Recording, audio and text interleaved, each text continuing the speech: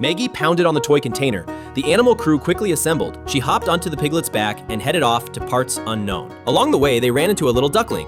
After Maggie chatted with it, the duckling tagged along too. They trekked across the snowy terrain and pushed forward through the blizzard. They reached a small cabin. Seeing what was happening at the entrance, they were shocked. It all started when Maggie swapped her binky with a squirrel. This simple trade sparked their friendship. Meanwhile, today was Maggie's grandma's birthday. Homer drove out to the countryside. At the birthday celebration, Abe showed up with a bouquet, and Burns brought along an artist. Totally charming grandma.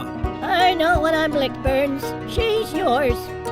Not interested. I just don't want you to have her. Homer slipped unexpectedly. Turns out the couch was wrapped in plastic. Homer spilled his foamy beer. Through the plastic covering, the couch stayed dry. Suddenly, the knife in the bowl slipped out.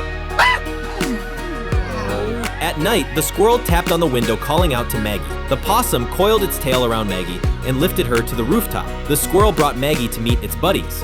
Before long, Maggie became part of their gang. While messing around, Maggie accidentally got launched into the air. The possum immediately shot out its tail to catch Maggie. From that point on, their friendship grew even tighter. One evening, an owl called to Maggie for help, but Maggie couldn't get the jammed window open no matter how much she struggled, so she used a toy to launch herself outside. When she made it to the roof, she found out that the possum had been snatched. Maggie right away gave the chase command and finally made it to the farm where the possum was locked up. Maggie commanded the Air Force to dive bomb the dog, but they barely scratched it and some of their own got banged up instead.